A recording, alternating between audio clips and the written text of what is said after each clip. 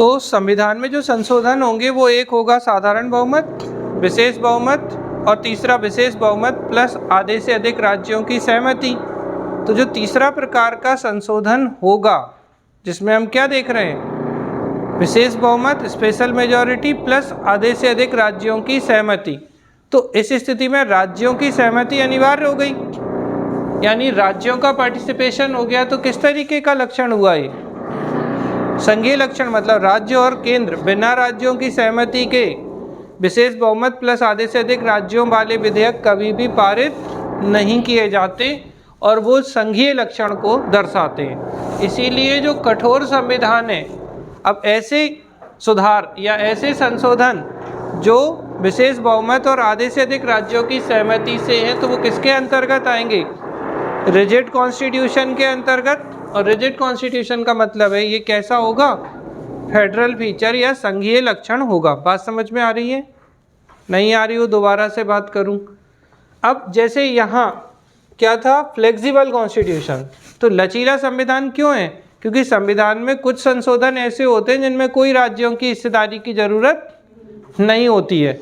तो उस स्थिति में ये डायरेक्टली किनकी सत्ता में आएंगे? केंद्र सरकार की। और केंद्र सरकार के होंगे तो कैसे लक्षण होंगे? एकात्मक लक्षण होंगे। आई थिंक आपको बात समझ में आ रही होगी कि किस तरीके की चीज़ें हैं जो आपको ध्यान रखनी है। अब जैसे मैं बोलूं कि हमारे यहाँ जो निर्वाचन प्रणाली है, क्या है? निर्वाचन प्रणाली या इलेक्शन मशीनरी जो है वो कैसी है? इंटीग्रेटेड इलेक्शन मशीनरी है, एकीकृत निर्वाचन प्रणाली है। अगर आप इस चीज़ को, अब तो जगह ही नहीं बची, यहाँ लिख देते हैं, कैसी है?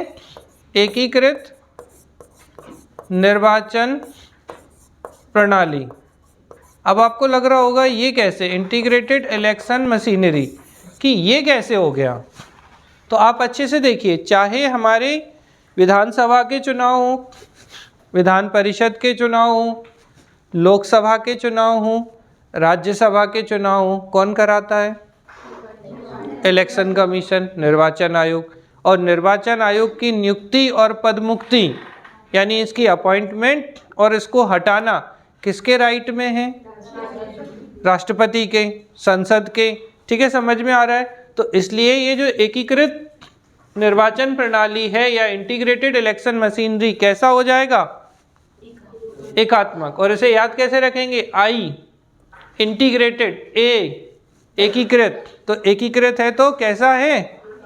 एकात्मक है। अच्छा, इंटीग्रेटेड ऑडिट सिस्टम या ऑडिट मशीनरी। तो हमारी जो ऑडिट मशीनरी, ऑडिट समझते हैं? ऑडिट का मतलब क्या होता है? पहले तो नहीं, लेखा जोखा नहीं। ऑडिट को एकदम बढ़िया से क्या बोलते हैं? क्षम परीक्षा। आपके व्यक्तियों का जो व्यक्ति हैं आपके, उनका लेखा करना, मतलब उनकी जांच करना कि ये कहाँ खर्च हुए हैं। ठीक है, हम उसे देखो, एक होती है अकाउंटिंग और एक होती है ऑडिटिंग। अकाउंटिंग क्या है? लेखांकन, मतलब कितना खर्च हुआ है उस चीज की। अकाउंटिंग क्या होती है? किसी का है कॉमर्स? अब बताए जरा। हाँ भैया बताओ किसका कॉमर्स है पहले तो। अकाउंटिंग क्या है? जो भी पैसों से लेन देन होता है, सेलिंग परचेसिंग, जो भी आपके एसेट्स होते हैं वो अकाउंटिंग में होता है। और ऑडिटिंग में, हाँ बोलिए। कंफ्यूज हो रही। अरे आराम से बताइए, सोचिए और बताइए। और किसका कॉमर्स रहा है? देखो, जहाँ हम सेल और परचेज की बात करते हैं, सेल मतलब बेचना, परचेज मतलब खरीदना, तो ये सीधी सीधी बात है। ये किसके हिस्से की बात है? अकाउंटिंग की। भाई 1000 रुपये का सामान खरीदा, 700 रुपये का सामान बेचा, ये आपका अकाउंटेंट जो है वो अकाउंटिंग के जरिए बता देगा आपको। लेकिन ऑडिट का अगर हम, अब हमें चूंकि प्रशासनिक शब्दावली से मतलब है, मैं फिर घूम फिर के वहीं आऊँगा, हमें अपने एग्जाम से मतलब है, दुनियादारी में और क्या क्या होता है इससे मतलब नहीं है। सामान्य रूप से कई बार ऑडिट को भी लेखा जोखा बोल देते हैं, उसमें कुछ गलत नहीं है, लेकिन सामान्य नहीं चाहिए, ऑफिसर चाहिए ना। तो क्या चाहिए? प्रशासनिक शब्दावली। तो ऑडिट का मतलब क्या है? क्षम परीक्षा। क्या? लेखा परीक्षा भी बोलते हैं, लेकिन अच्छा शब्द क्या इस्तेमाल होता है? सम परीक्षा। तो ये जो सम परीक्षा है ये कौन करता है? ऑडिट करता कौन है? सीएजी।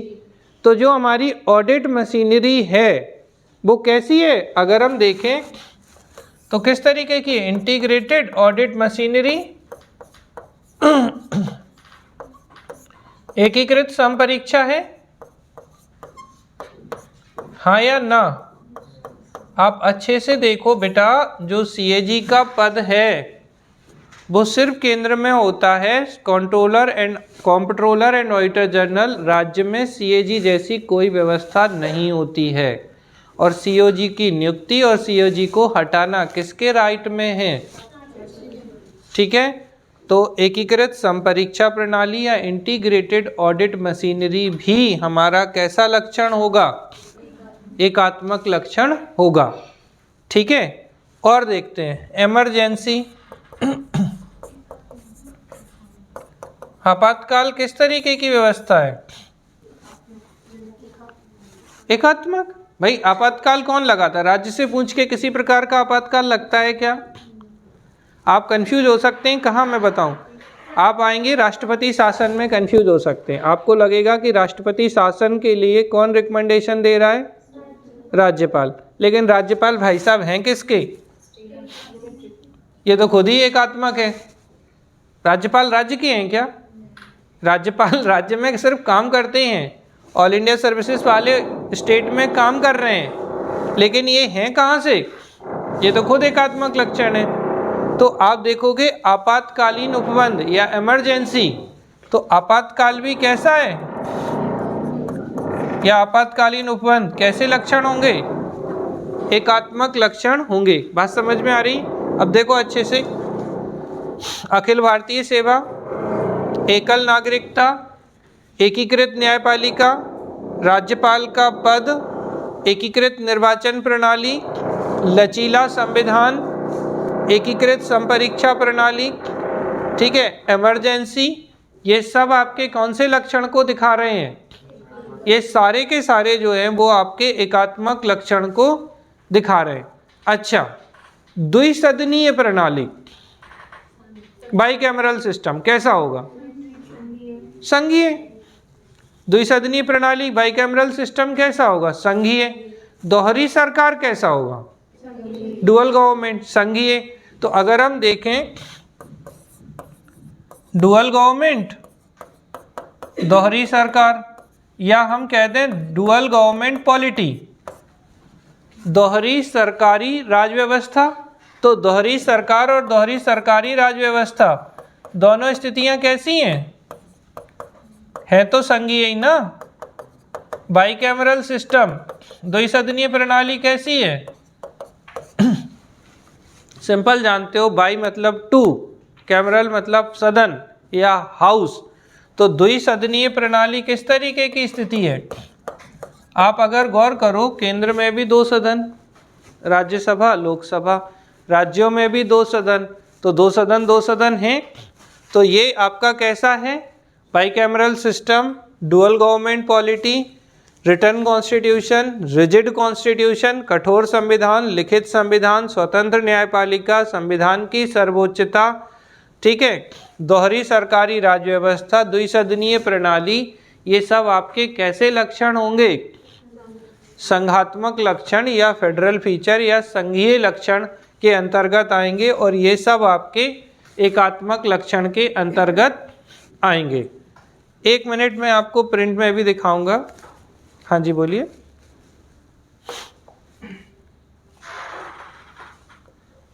आप ही बताओ शक्तियों का पृथक्करण किस में आएगा? अरे आप एक बात बताओ, अच्छा जैसे मैं बोलूं, सीधा बोलूं, समवर्ती सूची कैसी होगी? बता दो। फेडरल होगा। समवर्ती सूची कैसी होगी? तो फेडरल होगी, हाँ या ना? चलो डायरेक्ट।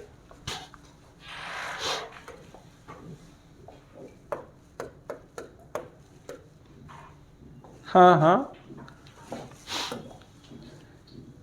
राज्य के कानून पर संघ के कानून को वरीयता दी जाती है, लेकिन सामान्यतः किस तरीके की चीज़ें होती हैं, आप मुझे ये बताओ।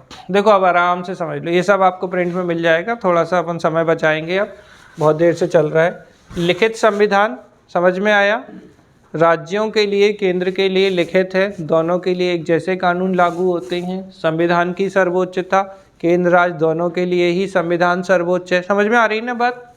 कठोर संविधान हमने बात कर ली, क्योंकि जो मुख्य प्रावधान है या संघात्मक लक्षण से संबंधित जो प्रावधान है वो आसानी से संशोधन नहीं हो सकते, इसलिए ये कैसा है, रिजिड कॉन्स्टिट्यूशन है। अजय मैं आपकी बात को भी अभी बताऊंगा, पहले एक बार में अपन कंप्लीट कर लें इसको। फिर है डिवीजन ऑफ पावर, यही था आपका प्रश्न अजय, ठीक है। तो डिवीजन ऑफ पावर, अरे शक्तियों का जब विभाजन हो गया, संघात्मक अगर हम बोलें संघीय व्यवस्था है ही क्या, केंद्र तथा राज्यों के मध्य शक्तियों का विभाजन, division of power between centre and state. तो शक्तियों का विभाजन कहाँ आएगा, जब शक्ति बटी गई तो संघ, शक्तियां ना बटें और एक ही के पास केंद्रित हो जाएं तो एकात्मक। स्वतंत्र न्यायपालिका, तो कुछ कुछ चीजें कैसे याद रखना है, सा शक्तियां, सा स्वतंत्र, सा द्विसदनीय, ठीक है, सा चल रहा है, दोहरी सरकार, ठीक है, तो दोहरी सरकारी राज व्यवस्था, सा समवर्ती सूची। सामान्य रूप में क्या होता है, समवर्ती सूची पर केंद्र और राज्य दोनों कानून बना सकते हैं। हाँ, उल्लंघन या विवाद की स्थिति में संघ द्वारा माना गया कानून ही लागू होता है, लेकिन ये समवर्ती सूची हम किस हद तक बोल रहे हैं, सामान्य स्थितियों में, ठीक है।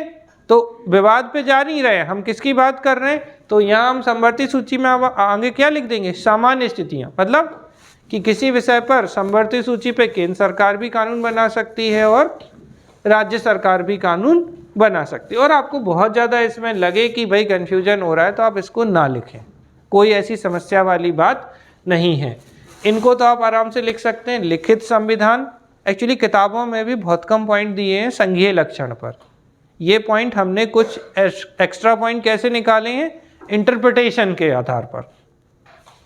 जैसे आप लक्ष्मीकांत भी पढ़ेंगे तो लक्ष्मीकांत में भी इतने पॉइंट नहीं हैं, बात समझ में आ रही है ना। तो लिखित संविधान, और ये क्वेश्चन आएगा 5 मार्कर कम से कम,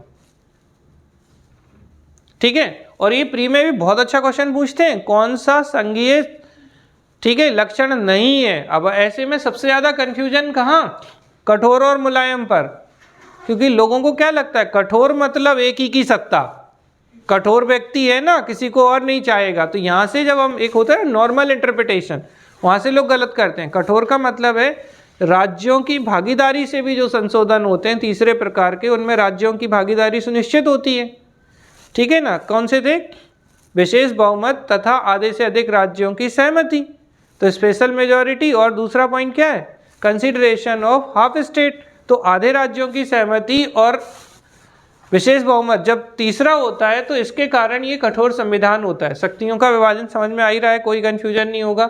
स्वतंत्र न्यायपालिका, कुछ नहीं हो तो सा से स्वतंत्र, सा से संघीय, इंडिपेंडेंट जुडिशरी है, बस आई से बंद मत कर देना, वो वन कनेक्ट करेंगे। तो द्विसदनीय विधानमंडल आपको समझ में आते हैं, बाईकैमरल लेजिस्लेचर है, दोहरी सरकारी राज व्यवस्था है, केंद्र में केंद्र सरकार, राज्य में राज्य सरकार काम कर रही है अपनी, और समवर्ती सूची। लेकिन यहाँ ब्रैकेट में जरूर लिखिएगा सामान्य स्थितियों में, विवाद की स्थिति में नहीं, सामान्य स्थितियों में हम क्या होता है, जैसे मान लीजिए वन है, शिक्षा है, हमारे यहाँ राज्य में भी विश्वविद्यालय हैं और हमारे यहाँ केंद्रीय विश्वविद्यालय भी है, जैसे ठीक है, कौन सा, हरि सिंह गौर, डॉक्टर हरि सिंह गौर सागर में। तो ये जो सागर का है वो केंद्र की विधि के अकॉर्डिंग बना, चूंकि सेंट्रल यूनिवर्सिटी है, और राज्य में जैसे राजा भोज या बरकतुल्लाह विश्वविद्यालय या जो भी हम RGPB की बात करें, तो ये सामान्य रूप से काम करती है। विवाद की स्थिति में नो डाउट ये किसकी तरफ झुकेगी, केंद्र की तरफ। अजय क्लियर है, अजय आवाज आ रही है या नहीं आ रही है, ठीक। अब बात करते हैं किसकी, क्या हुआ, क्लियर हुआ आप सभी को या नहीं, बस आप तो ये बताओ। अब आ जाइए यूनिटरी फीचर। क्या क्या बताया था? एकल नागरिकता, कैसा है? सिंगल सिटीजनशिप है और संसदीय कानून बनाती है। एकल संविधान, संविधान सभा ने बनाया। एकीकृत न्यायपालिका, अंत में निर्णय किसका? सुप्रीम कोर्ट का। और सुप्रीम कोर्ट के जजों को नियुक्ति और हटाना किसके हाथ? इंटीग्रेटेड इलेक्शन मशीनरी, मतलब एकीकृत निर्वाचन प्रणाली किसकी? ठीक है, कौन? मतलब इलेक्शन कमीशन, जिसकी नियुक्ति हटाना केंद्र सरकार। इंटीग्रेटेड ऑडिट मशीनरी, मतलब एकीकृत संपरीक्षा प्रणाली किसके हाथ में? सीएजी। और सीएजी की नियुक्ति और हटाना राष्ट्रपति। अखिल भारतीय सेवाएं, ऑल इंडिया सर्विसेज, ठीक है। फिर राज्य सूची पर संसद का प्राधिकार होता है। कुछ मामलों में संसद जो है वो राज्य सूची के विषयों पे भी कानून बना सकती है, और जिन पे वो बना सकती है तो फिर से वो किसके पाले में चली गई? बॉल, ठीक है। राज्यपाल तो नियुक्ति विशुद्ध रूप से केंद्र सरकार के हाथ में, तो appointment of governor, emergency provision, veto power over state bill, तो राज्य के जो विधेयक होते हैं उन पे वीटो पावर लगा सकते हैं राष्ट्रपति। जैसे अगर हम सीधा बोलें, जब राज्यपाल की बात आएगी, हम आगे पढ़ेंगे, तो राज्यपाल क्या कर सकते हैं? राज्यपाल किसी विधेयक को राष्ट्रपति की अनुमति के लिए आरक्षित रख सकते हैं, कंसिडरेशन फॉर द प्रेसिडेंट के लिए। तो उस स्थिति में इनने वीटो लगा दिया राज्य के बिलों पे, जबकि वो केंद्र सरकार में है राष्ट्रपति, लेकिन फिर भी राज्य के बिलों पे सशक्त केंद्र है हमारा, स्ट्रॉन्ग सेंटर। तो ये भी कैसा है? ठीक है, एकात्मक लक्षण। इसके अलावा केंद्र द्वारा राज्यों के नाम और सीमा में परिवर्तन, तो सेंटर क्या कर सकता है? Can change name and boundaries of the state. राज्यों के नाम और सीमा जो है उनमें भी परिवर्तन कर सकता है। आप जानते हैं कौन सा आर्टिकल है ये?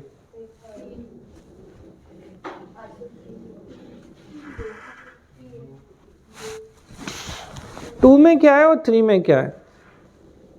टू में नए राज्यों की स्थापना है और 3 में उसकी सीमा और इनमें परिवर्तन है। नाम, सीमा, क्षेत्र में परिवर्तन किस में है? 2 में या 3 में? और नए राज्यों का गठन एवं स्थापना? सही बताना, उल्लू नहीं बनाना। बताइए लाइव में, नए राज्यों का गठन या प्रवेश, और नाम में, सीमा में क्या? अच्छा ये बताओ आप, तो नाम और सीमा में परिवर्तन किस में है? किस आर्टिकल में? 3 में। कैसे? चलो ठीक, 2 में होता है कि 3 में होता है? 3 में होता है, ठीक है। तो नाम चेंज कर रहे हैं ना, तो याद रखिएगा।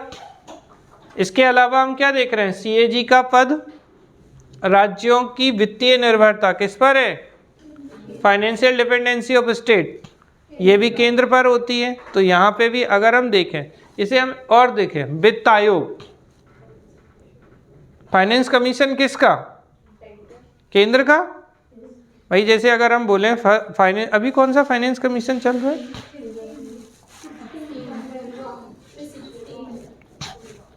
कौन सा चल रहा है? 16वां, 22वां? अरे भगवान, कोई भी वित्त आयोग बन रहे हैं। कौन सा वित्त आयोग काम कर रहा है? 15वां या 16वां? अच्छा, कौन है 16वें के अध्यक्ष?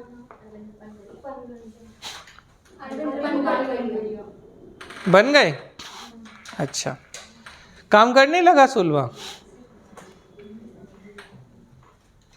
अरे हाँ या ना, बस 2 ही तो बात है। कोई बोल सकता है कि अभी 16वां वित्त आयोग काम करने लगा? अभी हम चल तो 15वें वित्त आयोग में रहे। 16वें वित्त आयोग का गठन हो चुका है। कार्यकाल किस, देखो 2 अलग अलग प्रश्न हैं, ध्यान रखना। कार्यकाल चल रहा है 15वें वित्त आयोग का, गठन किसका हो गया है? क्योंकि पहले हो जाता है गठन। अब अपनी ये रिपोर्ट सौंपेंगे 1-2 साल में, और उसके बाद 25 से किसका शुरू हो जाएगा? 16वें का। तो आपको याद, 15वें के अध्यक्ष कौन थे? NK सिंह। 14वें के और 13वें के? 13वें के विजय केलकर। तो 13वें के थे विजय केलकर, और विजय केलकर जो हैं वो और कहाँ मिलते हैं?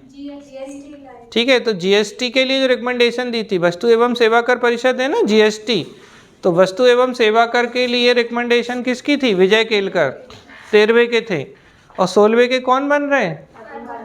अरविंद पनगड़िया। ये कौन थे भैया पहले? नीति आयोग के पहले या दूसरे? अच्छा, अब जोर से बोली लड़की। ठीक, तो नीति आयोग के पहले उपाध्यक्ष जो थे श्री अरविंद पनगड़िया जी, अब 16वें वित्त आयोग के अध्यक्ष बन गए। लेकिन ध्यान रखना, अभी 16वें वित्त आयोग का कार्यकाल शुरू नहीं हुआ है, सिर्फ 16वें वित्त आयोग 16th फाइनेंस कमीशन को गठित किया गया। अब जो फाइनेंस कमीशन है उसकी नियुक्ति किसने की? राष्ट्रपति ने। भाई वित्त आयोग के अध्यक्ष की नियुक्ति कौन करते हैं? राष्ट्रपति करते हैं। तो उस स्थिति में ये किसकी सत्ता में चली गई बात? केंद्र सरकार की। तो ये कैसा गुण होगा? एकात्मक। तो यहाँ आपको बहुत अच्छे से ध्यान रखना है। यहाँ मैं एक एग्जाम्पल देता हूँ। हम लोगों ने ये है महिमा मिश्रा, ठीक है। तो महिमा के टाइम पे ये क्वेश्चन आया था, आप देख सकते हैं प्रीवियस ईयर का क्वेश्चन है, एकात्मक लक्षणों की व्याख्या कीजिए, सीधा क्वेश्चन था।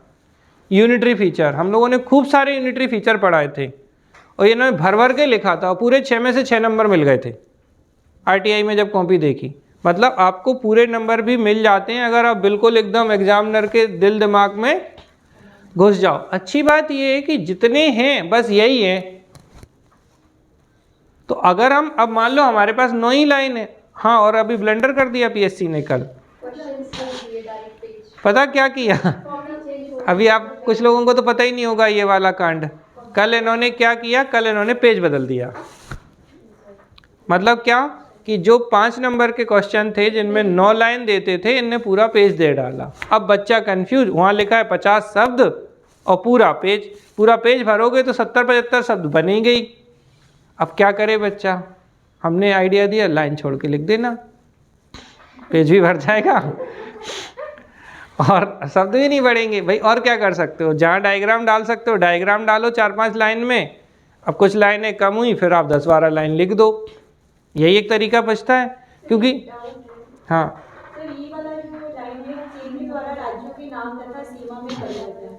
इसी आर्टिकल में एक और बात ये भी है कि जब नए राज्यों का निर्माण करते हैं तो पहले विधानमंडल में विधेयक पारित होना चाहिए। तो वहाँ पे तो राज्य का हस्तक्षेप भी हो रहा है, लेकिन करेंगे किसके आधार पर? केंद्र द्वारा राज्यों के नाम और सीमा में। राज्य नहीं कर सकते अपने नाम।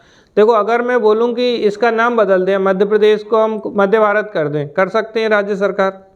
एट द एंड चलेगी किसकी? केंद्र की। मतलब आप ले आओ प्रस्ताव, लेकिन पारित कौन करेगा? केंद्र सरकार। तो इस कारण से इसको केंद्र के उससे, भाई अल्टीमेट किसका है? अंतिम निर्णय किसका है? केंद्र सरकार का। तो इस कारण से इसे इसमें रखा गया है। ठीक है, समझ में आ रही है ना बात की किस तरह? देखो ऐसे समझो, सत्ता का केंद्र, एकात्मक लक्षण का मतलब होता है शक्ति किस में निहित है।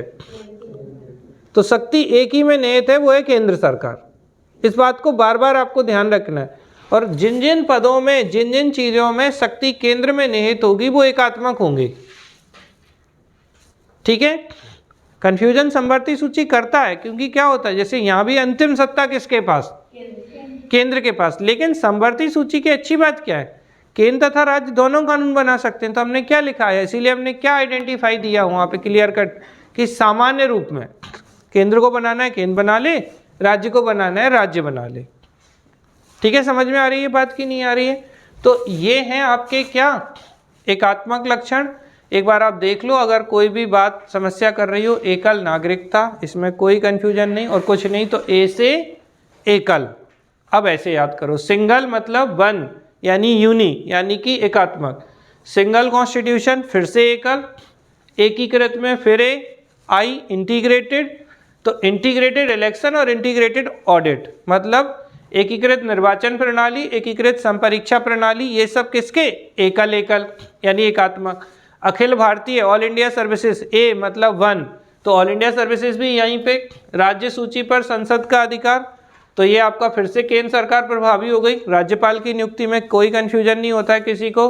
आपातकालीन उपबंध में कोई कन्फ्यूजन नहीं, क्योंकि राज्य के हाथ में ही नहीं है इमरजेंसी पावर।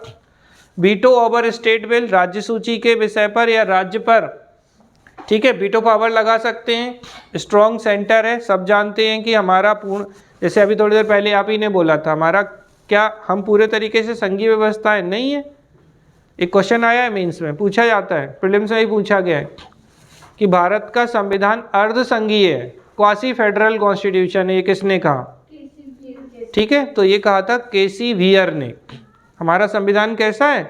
अर्ध संघीय, क्वासी फेडरल, मतलब उसमें संघीय लक्षण भी हैं और एकात्मक लक्षण भी हैं, दोनों का कॉम्बिनेशन है, इसलिए हमारा संविधान पूर्ण संघीय नहीं है। हमारा संविधान कैसा है? अर्ध संघीय या क्वासी फेडरल है। ये किसने कहा है? केसी वियर ने। 3 नंबर का क्वेश्चन था, आंसर में केसी वियर लिखना था।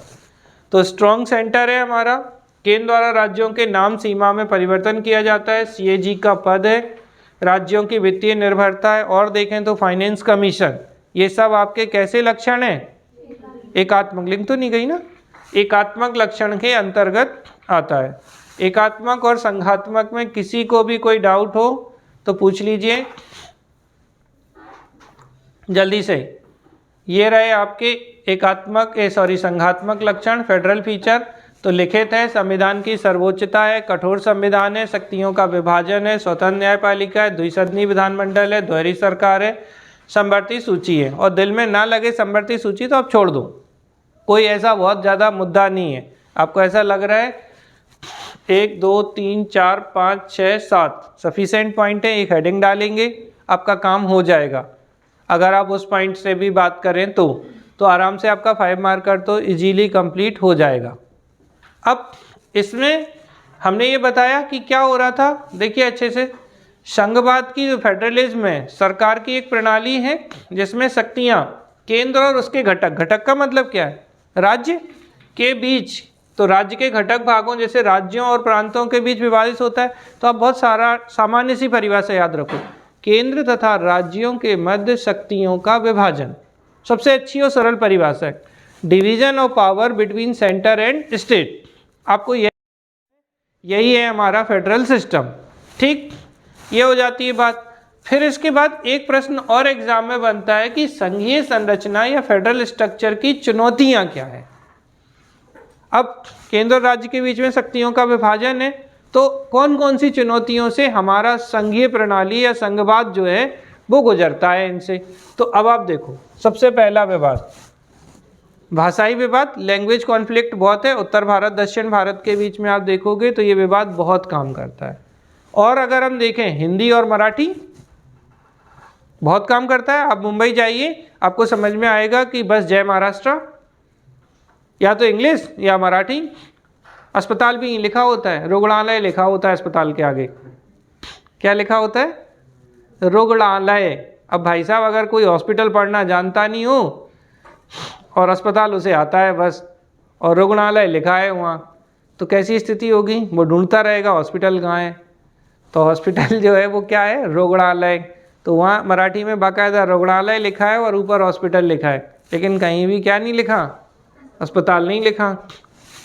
धार्मिक मुद्दे, इशू ऑफ रिलीजन, बहुत हैं धार्मिक मुद्दे जो हमारे संघवाद को प्रभावित कर रहे हैं। अभी आप देखिए राम जन्मभूमि और इनसे लेके कितना विवाद रहा है। ठीक है, अयोध्या मामला एक महत्वपूर्ण है। अयोध्या मामला ना बोल के हम थोड़ा सा व्यवस्थित क्या कह सकते हैं? बाबरी मस्जिद विवाद। बाबरी मस्जिद को लेके विवाद था, बाबरी मस्जिद का जो ढांचा था।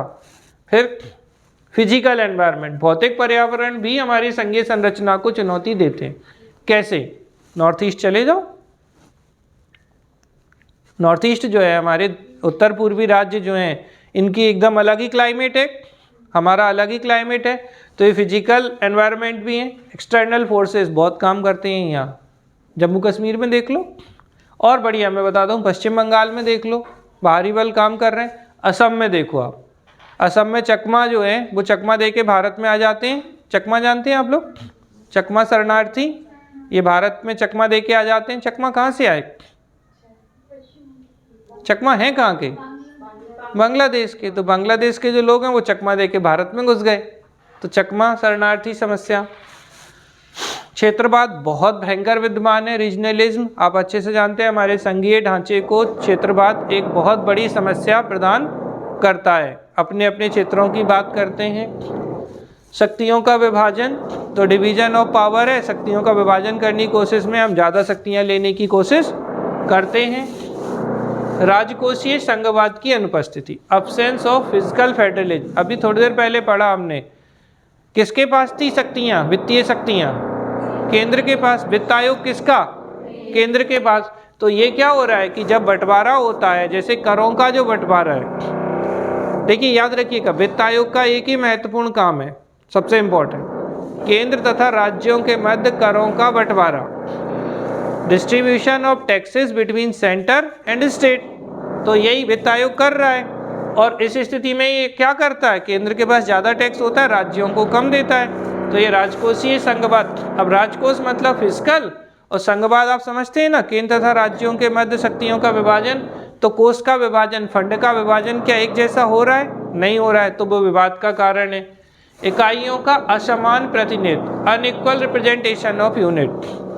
उत्तर प्रदेश से 80 लोकसभा सीटें हैं, और भैया हमारे नागालैंड मिजोरम वाले बोलते हैं हमारे यहाँ से 1-1, 2-2 ही हैं, तो असमान प्रतिनिधित्व है, ठीक है। केंद्रीकृत संशोधन की शक्ति, सेंट्रलाइज अमेंडमेंट पावर, मैक्सिमम जो संशोधन होते हैं वो विशेष बहुमत से होते हैं, और वो पूरे के पूरे केंद्र सरकार के ही हाथ में होते हैं। The indestructible union with destructible units, विनाशी राज्यों का अविनाशी संघ। राज्यों का विनाश तो किया जा सकता है, लेकिन संघ का विनाश नहीं किया जा सकता, क्योंकि हमारा संघ यूएसए की तरह किसी समझौते का परिणाम नहीं है। यूएसए का जो संघ है वो उल्टा है, अविनाशी राज्यों का विनाशी संघ है वो। मतलब कैसा है, indestructible union with destructible units हमारे यहाँ की है, जबकि हम बात करें यूएसए की तो कैसा है, कैसा है, destructible union with indestructible units. तो राज्य वहाँ विभाजित नहीं होंगे, संघ विभाजित हो सकता है, क्योंकि वो समझौते का परिणाम है। और हमारा जो संघ बना है, यूनियन ऑफ स्टेट जो बना है, वो किसी समझौते का परिणाम नहीं है, राज्यों को ही नष्ट किया जा सकता है। बहुत बड़ा विवाद, ऑफिस ऑफ द गवर्नर हमेशा विवाद का कारण, दिल्ली में देख लो, पश्चिम बंगाल में देख लो, ठीक है। दिल्ली में, पश्चिम बंगाल में क्या देखते हैं हम, तो हम क्या बता रहे हैं कि जो हमारा यूनियन है वो कैसा है, अनडिस्ट्रक्टेबल है। मतलब हमारी जो यूनिट्स हैं या जो राज्य हैं, बहुत सीधे सीधे बोलें तो विनाशी राज्यों का अविनाशी संघ, ठीक है। Destructible state with indestructible union, हमारा संघ नष्ट नहीं हो सकता, जबकि यूएसए में जस्ट इसका उल्टा होता है, क्योंकि उनके जो राज्य हैं, संघ जो बना है वो राज्यों के समझौते का परिणाम है। लेकिन भारत का संविधान ये नहीं मानता है कि भारत का जो संघ बना है वो किसी प्रकार के समझौते का परिणाम है, ठीक है। समझ में आ रही है बात। राज्यपाल के सर, इकाइयों का असमान प्रतिनिधित्व में यदि हम ये बात कर रहे हैं कि किसी जगह लोकसभा राज्यसभा किसी जगह कम है, तो वो भी जस्टिफाइड प्रॉब्लम परिसीमन आयोग के तहत कि क्षेत्र और जनसंख्या के आधार पे सीटों का विभाजन किया जाता है, तो वो जो जस्टिफाइड उसको हमें कैसे, उसको इसलिए लेते हैं, जैसे आपको हम अगर सत्ता कम देंगे तो आप बोलोगे कि अच्छा हम लोग कम है इसलिए हमें सत्ता कम दे रहे हो, ये तो गलत बात है। वो तो इस चीज़ में भी विवाद उठ सकता है कि आपका क्षेत्रफल ज़्यादा है, हमारा। हाँ, तो वो विवाद उठाने के लिए तो आधार चाहिए ना लोगों को थोड़ा सा, तो वो आधार मानते हैं कि भैया आपने हमें प्रतिनिधित्व कम दिया है। आपको क्या लगता है नॉर्थ ईस्ट में ये समस्या, जैसे अभी नागालैंड में कितना चला, आपको पता है ये सब, मणिपुर में कितना चला। तो अगर हम देखें तो वास्तव में हम देखें कि एक क्षेत्रवाद है यहाँ, एक सबसे बड़ा कारण है। दूसरा बाहरी कारक, एक्सटर्नल फोर्सेस, मिले जुले प्रभाव होते हैं, थोड़ा समझिएगा। एक एक्सटर्नल फोर्स काम कर रही है, बाहरी बल काम कर रहे हैं, ठीक है। वहाँ की एक, जैसे ही सुप्रीम कोर्ट ने एक को देने की बात की कि भैया इनको दो, और बाकियों ने भी विरोध करना शुरू कर दिया। तो ये सिर्फ आधार हैं, ये नहीं है कि इनके कारण लोग कर ही रहे हैं, इनको आधार बना के लोग विरोध करते हैं हमारे संघीय लक्षणों का या संघवाद का। बैलेट आधार नहीं है। देखो एक चीज़ हमेशा याद रखना, विरोध हमेशा बैलेट हो ये ज़रूरी तो नहीं है। विरोध करना है ना, क्षेत्रवाद क्या कोई वैलिड चीज़ है? लेकिन आपको नहीं पता कि क्षेत्रवाद के आधार पर कितना विरोध होता है। अला आप ऐसे समझो, जब यही नीतीश कुमार जी बीजेपी के साथ आ जाते हैं तो बोलते हैं केंद्र सरकार हमारी बहुत मदद कर रही है, और जब ये लालू प्रसाद यादव जी की पार्टी के साथ चले जाते हैं तो बोलते हैं कि हमें संसाधन नहीं उपलब्ध करा रही है, राजकोषीय संघवाद की अवधारणा को बिल्कुल पालन नहीं करती है। ये बहुत सारे लोग कहते हैं। मानते हैं आप इस बात को कि नहीं मानते?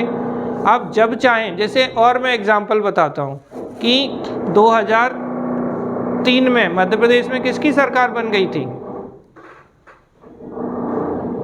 अरे मामा जी एक लंबे समय से मुख्यमंत्री हैं, लेकिन केंद्र में शक्ति कितने साल से है बीजेपी के पास? अभी 10 साल होंगे, 2014 से 19 और 19 से 24, यानी 2014 से पहले मध्य प्रदेश में बीजेपी थी, हाँ या ना? और केंद्र में कौन थी? कांग्रेस सरकार थी या यूपीए गवर्नमेंट थी? तो क्या कहा जाता था? मामा जी एक ही स्टेटमेंट रोज देते थे हर दूसरे तीसरे दिन, केंद्र सरकार हमें वित्तीय संसाधन उपलब्ध नहीं करा रही है, केंद्र सरकार हमें पैसा नहीं दे रही है। ठीक है, ये मुद्दे हैं, लेकिन वही बीजेपी सरकार है, तो कभी आपने सुना ये चीज़? नहीं बोलते हैं। जबकि ये काम है किसका? वित्त आयोग का। वित्त आयोग ने जो रिकमेंडेशन दी उसके अकॉर्डिंग राज्यों को पैसा मिलता है, और वित्त आयोग तो सबके लिए एक जैसे ही करते हैं। जो विशेष राज्य हैं उनके लिए और अच्छी छूटें हैं, बाकी राज्यों के लिए सबका हिस्सेदारी वही है कि भाई जो भी टैक्स कलेक्शन आपके राज्य से होगा उसका एक हिस्सा जो है वो राज्यों को मिलेगा। ये तो काम वित्त आयोग कर रहा है, लेकिन फिर भी क्या कहा जाता है कि आप हमें पैसा नहीं देते हैं। तो चुनौतियां हैं ये, ठीक है, और चुनौतियों के पीछे एक वैलिड आधार होना कोई ज़रूरी बात नहीं है, उन्हें आधार बनाकर बोला जाता है। ठीक, फिर राज्यपाल का पद। अच्छा, एक प्रश्न मेरा रह गया, राज्यपाल का पद सर्वाधिक विवादित पद है, ये किसने कहा? ठीक है, तो आपको ध्यान रखना है, केंद्र राज्य संबंधों पर एक आयोग बना था, सेंटर स्टेट रिलेशन पर, वो था रणजीत सिंह सरकारिया थे। इसे हम कहते हैं सरकारिया आयोग। बहुत इंपॉर्टेंट क्वेश्चन है, खूब रिपीट क्वेश्चन है। तो सरकारिया आयोग किसके लिए बना था? इनके अध्यक्ष थे रणजीत सिंह सरकारिया। और सरकारिया आयोग ने क्या दिया? केंद्र राज्य, ठीक है ना, केंद्र राज्य संबंधों पर जो विवाद था उस पर इन्होंने अपनी रिपोर्ट दी थी, और उसी रिपोर्ट में केंद्र राज्य संबंधों, सेंट्रल स्टेट रिलेशन पर जो रिपोर्ट दी थी इन्होंने, उसी रिपोर्ट में इन्होंने कहा था कि राज्यपाल का पद सर्वाधिक विवादित पद है। ये यूपीएससी प्रीलिम्स का भी सीधा क्वेश्चन था कि किस आयोग की रिपोर्ट में राज्यपाल का पद सर्वाधिक विवादित पद के रूप में बताया गया है? तो वो किसकी रिपोर्ट थी? सरकारिया आयोग की। और दूसरा क्वेश्चन क्या पूछा जाता है? केंद्र राज्य संबंधों पर कौन सा आयोग या समिति बनी? तो कौन सा था? केंद्र राज्य संबंधों पर सरकारिया आयोग बना था। एकल संविधान और एकल नागरिकता, ये भी समस्या का कारण है, क्योंकि राज्य बोलते हैं कि भाई नागरिकता में हमें कोई राइट ही नहीं दिया गया है, तो फिर राज्य उस पर क्या उठाते हैं? ठीक है, ऑब्जेक्शंस उठाते हैं। इंटीग्रेटेड सर्विसेज, कई सारी सर्विस, जैसे ऑल इंडिया सर्विसेज वगैरह इंटीग्रेटेड हैं, तो वो भी क्या कहते हैं? राज्य क्या बोलते हैं कि कलेक्टर हमारी सुनते ही नहीं है, एसपी हमारी सुनते ही नहीं है, वन सेवा के जो अधिकारी हैं इंडियन, ठीक है ना, इंडियन फॉरेस्ट सर्विस के, वो हमारी बात नहीं सुनते। तो इस आधार पर राज्य अपना विरोध दर्ज कराते हैं। केंद्रीकृत नियोजन, सेंट्रलाइज प्लानिंग, अब थोड़ा सा इसमें कमी आई है, लेकिन आज भी देखें अंतिम निर्णयकर्ता कौन? केंद्र सरकार। भाई जो भी योजना बनेगी, पैसा किसके पास? आप ऐसे समझ लो, है मनी तो सनसनी, क्योंकि एट द एंड योजना चलेगी किसकी? जिसके पास पैसा होगा, जो पैसा योजना पे खर्च कर सकता होगा। और पैसा है किसके पास? केंद्र सरकार, क्योंकि केंद्र की संचित निधि में ये सारी चीज़ें। तो ये विवाद के कारण होते हैं। तो ये डायरेक्ट चैलेंजेस वाला क्वेश्चन कुछ स्टेट ने पूछा है, मैं रिपीट कर रहा हूँ। देखो आप ऐसे समझो कि हमारे केंद्र राज्य संबंधों में विवाद कौन उत्पन्न कर रहा है?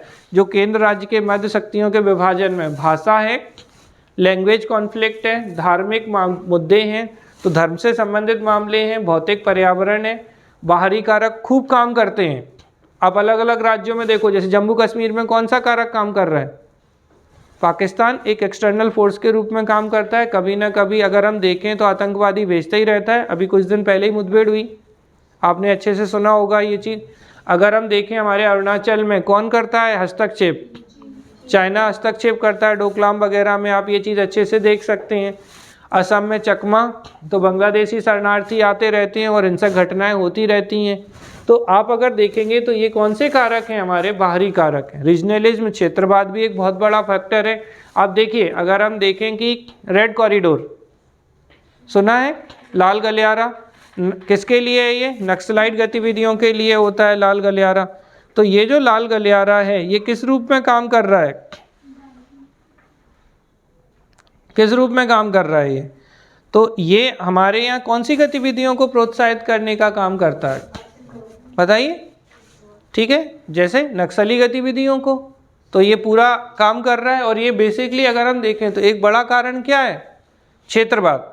आपको पता हो तो पश्चिम बंगाल का नक्सलवाड़ी क्षेत्र से ही नक्सलवाद का जन्म हुआ है, चारू मजूमदार और कानू सान्याल ने। तो ये एक समस्या है। डिवीजन ऑफ पावर है, राजकोषीय संघवाद, पैसे का वितरण सही नहीं है, इकाइयों का असमान प्रतिनिधित्व, ठीक है। सेंट्रलाइज अमेंडमेंट पावर है, विनाशी राज्यों का विनाशी संघ है, राज्यपाल का पद है, एकल संविधान नागरिकता है, एकीकृत सेवाएं हैं और केंद्रीकृत नियोजन है। तो ये सब किसमें चुनौती हैं, भारतीय संघवाद की चुनौतियाँ। तो चैलेंजेस ऑफ इंडियन फेडरलिज्म में ये सारी चीज़ें आ जाएंगी। पहले तो आप मुझे ये बता दो, यूनिटरी और फेडरल फीचर में कोई भी डाउट हो, देखो दो जगह गलती होने की संभावना है। स्वतंत्र न्यायपालिका, सा से स्वतंत्र, सा से संघीय लक्षण, कुछ नहीं तो इंडिपेंडेंट जुडिशरी संघीय, जबकि एकीकृत न्यायपालिका एकात्मक। इंटीग्रेटेड जुडिशरी कैसी होगी, एकात्मक। उसी तरीके से संविधान की सर्वोच्चता, सुप्रीमेसी ऑफ द कॉन्स्टिट्यूशन, कैसा, संघीय लक्षण, सर्वोच्चता सा से। और जब हम बात करेंगे एकल संविधान, एकात्मक, जबकि लिखित संविधान फेडरल। समझ में आ रहा है ना। तो ये 2-3 पॉइंट हैं जिनमें आपको बहुत अच्छे से ध्यान रखना होगा कि ये एकल संविधान तो है एकात्मक, लेकिन जब हम बात करेंगे लिखित संविधान की, किसकी बात करेंगे, ठीक है, समझ में आ रहा है ना। ये लिखित संविधान और संविधान की सर्वोच्चता, ये दोनों कैसे फीचर हैं आपके, संघीय लक्षण है। स्वतंत्र न्यायपालिका कैसी है, संघीय है, जबकि एकीकृत न्यायपालिका इंटीग्रेटेड जुडिशरी कैसा है, एकात्मक। समझ में आ रही है बात यहाँ तक। तो ये हो जाते। अब मजेदार बात ये है, एक क्वेश्चन में तीसरे क्वेश्चन पे आए थे, भारतीय संविधान की विशेषताएं। ये खूब बड़ा क्वेश्चन है, जितना बड़ा लिख सकते हैं उतना। एक तरीका क्या है, डिवाइड कर दो, दोनों को लिख दो। भाई जो संघात्मक लक्षण है वो किसके हैं, मेरे हैं क्या, संविधान के ही हैं। जो एकात्मक लक्षण है वो भी किसके हैं, संविधान के हैं। तो दोनों को मिलाओ और क्या बन जाएंगी, भारतीय संविधान की विशेषताएं। एक और तरीका है इस क्वेश्चन के आंसर लिखने का या आंसर को करने का, क्या हो सकता है, भारतीय, अभी हमें पढ़ना है ये वाला पॉइंट, क्या पढ़नी है हमने, पार्ट ऑफ द कॉन्स्टिट्यूशन। तो संविधान के भाग हैं। अब जो भाग हैं वो हैं किसका हिस्सा, संविधान का। अब जैसे बोले मौलिक अधिकार, क्या संविधान की विशेषता नहीं है, फंडामेंटल राइट है। राज्य के नीति निर्देशक तत्व तो क्या संविधान की विशेषता नहीं है, ठीक है। देखो समझना बात को, अगर हम बोलें भारतीय संविधान की विशेषताएं, यहाँ अच्छे से देखना, आप देखो इसी से कनेक्ट करते हैं। अब हम जब लिखेंगे भारतीय संविधान की विशेषताएं तो हम क्या लिखते हैं, कठोर एवं लचीला संविधान, दोनों को मिला दिया हमने, ठीक है, सेक बना दिया इसका, एकात्मक और संघात्मक का मिला के। तो यहाँ कठोर, वहाँ लचीला, तो कैसा हो गया हमारा, भारतीय संविधान की विशेषता है, संविधान की सर्वोच्चता है, लिखित संविधान और संविधान की सर्वोच्चता। कैसा गुण है भाई, संविधान की विशेषता है या नहीं है, क्योंकि है संघीय लेकिन है तो संविधान की विशेषता, समझ रहे हैं ना। स्वतंत्र एवं एकीकृत न्यायपालिका किसका लक्षण है, भारतीय संविधान। बस अलग अलग करेंगे तो स्वतंत्र किसका, संघात्मक का, और एकीकृत किसका, समझ में आ रही ना बात। दोहरी द्विसदनीय विधानमंडल है हमारे संविधान की विशेषता, तो द्विसदनीय विधानमंडल होते हैं। फिर दोहरी सरकारी राज व्यवस्था है हमारा विशेषता की नहीं है, अखिल भारतीय सेवाएं हैं या नहीं है, ठीक है। और फिर देखें हम, जब हम कहते हैं ना कि नॉर्मली हम कैसे संविधान को लागू करते हैं, संघात्मक व्यवस्था है लेकिन आपातकाल के दौरान एकात्मक होता है कि नहीं। सामान्यतः कैसा होता है कि हम संघीय व्यवस्था को अपनाते हैं लेकिन आपातकाल या इमरजेंसी के दौरान किसकी तरफ झुकाव होता है? एकात्मक की ओर झुकाव होता है, क्योंकि इसको कौन नियंत्रित करता है? पूरी केंद्र सरकार नियंत्रित करती है। ठीक है, फिर हम देखें एकीकृत निर्वाचन प्रणाली, एकीकृत लेखा परीक्षा या संपरीक्षा प्रणाली, ये सब हमारे कैसे लक्षण हैं? एकल नागरिकता क्या हमारे संविधान का लक्षण नहीं है? देखो आप रटो नहीं, मैं फिर बोल रहा हूँ, गेम तो यही है कि हम बस कम पढ़ के अब ज़्यादा उपयोग कर सकें, क्योंकि जितना पढ़ना था पढ़ लिया आपने। अब मुद्दा क्या है कि हम उसको अप्लाई कर पाएँ। एकल नागरिकता है हमारी विशेषता, एकल संविधान है, एकीकृत एवं स्वतंत्र न्यायपालिका है, एकीकृत निर्वाचन प्रणाली है, एकीकृत संपरीक्षा प्रणाली है, अखिल भारतीय सेवाएं हैं। ठीक है, फिर अगर हम देखें आपातकालीन उपबंध है कि नहीं भारतीय संविधान की विशेषताएं। ठीक है, सशक्त केंद्र तो सामान्यतः कैसा? संघीय प्रणाली, लेकिन आपातकाल के दौरान एकात्मक लक्षण दर्शाता है।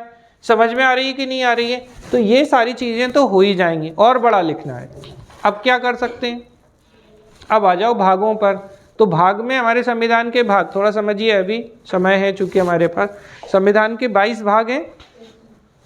अब 22 भागों में हमारे संविधान की चीज़ें दी हैं। भाग 3 क्या है? मौलिक अधिकार। क्या हमारे संविधान की विशेषता नहीं है? है। कितना लिख सकते हैं मौलिक अधिकार पे चाहें तो? ठीक, फिर इसके बाद आते हैं भाग 4 डीपीएसपी। 4 ही हैं। डीपीएसपी है विशेषता। अच्छा, क्या मौलिक कर्तव्य नहीं है भारतीय संविधान की विशेषता? है हाँ या ना? तो इनको भी आप लिख सकते हैं। तो आपके पास इतने, अगर हम भाग वाले पॉइंट भी लिख देंगे तो दुनिया भर की बातें हैं। तो तरीका क्या है? चूंकि ये अलग से क्वेश्चन आता ही है एकात्मक संघात्मक, तो बेहतर यही है कि हम एकात्मक संघात्मक को मिलाएं और भारतीय संविधान की विशेषताओं में लिख दें। इसके अलावा उसमें हम क्या डाल दें? प्रस्तावना। अब प्रस्तावना में जो विशेषता है वो भारतीय संविधान की विशेषता होंगी कि नहीं? सामाजिक, आर्थिक एवं राजनीतिक न्याय है, हाँ या ना? फिर हम देखें, अगर हम देखते हैं संप्रभुता है भारतीय संविधान की बहुत महत्वपूर्ण विशेषता, हाँ या ना? दुनिया का सबसे बड़ा लिखित संविधान है भारतीय संविधान की विशेषता की नहीं है? फिर हमने क्या देखा था? कठोर एवं लचीला संविधान है भारतीय संविधान की विशेषता।